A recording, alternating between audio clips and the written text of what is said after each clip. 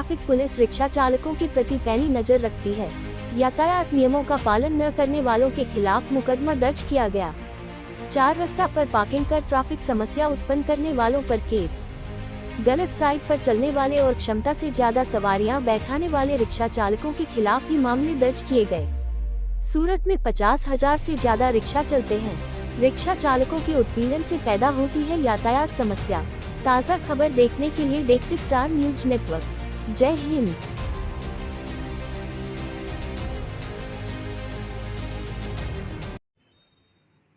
जी sir, Surat traffic ક્ષેત્ર દ્વારા કઈ રીતે કામગીરી કરવામાં આવી રહી છે અને અત્યારે જે રીતે રિક્ષા ચાલકો બેફામ બન્યા છે, રોડ રસ્તા પર આડેધડ પાર્કિંગ કરી દેતા હોય છે અને જે ઓવરલોડ રિક્ષા ચલાવે છે એમને કઈ રીતે કાર્યવાહી કરવી?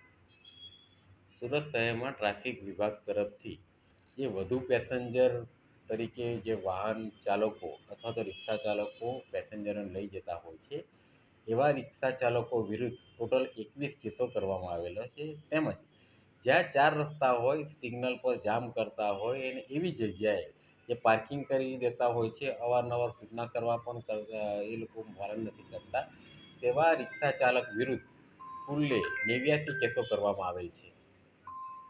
આ જે રીતે રિક્ષા ચાલકો આડેધડ પાર્કિંગ કરી દેતા હોય, આ અત્યારથી કઈ રીતની કામગીરી થશે અને કઈ રીતના એ લોકો પર અંકુશ લેવા માટે ટ્રાફિક પોલીસ આમાં અમારા સીસીટીવી કેમેરાની મદદથી પણ જો આવા ઇલીગલ પાર્કિંગ પ્લેસીસ પર નો પાર્કિંગનું બોર્ડ જે ત્યાં હોય છે એના પર પણ કેસીસ કરવામાં આવે છે.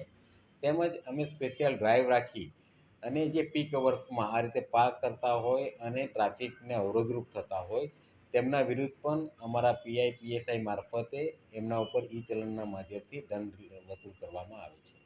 અત્યાર સુધીમાં કેટલા રિક્ષા ચાલકો ઉપર કાર્યવાહી થશે અને થઈ છે અને કેટલા ઈ ચલણના રિક્ષા ચાલકોને મોકલવામાં આવ્યા? આ ઈ ચલણના મેમો દરરોજે જનરેટ થતા હોય છે. એનો ચોક્કસ આંકડો એ વિભાગ તરફથી મેળવીને આપી શકાય.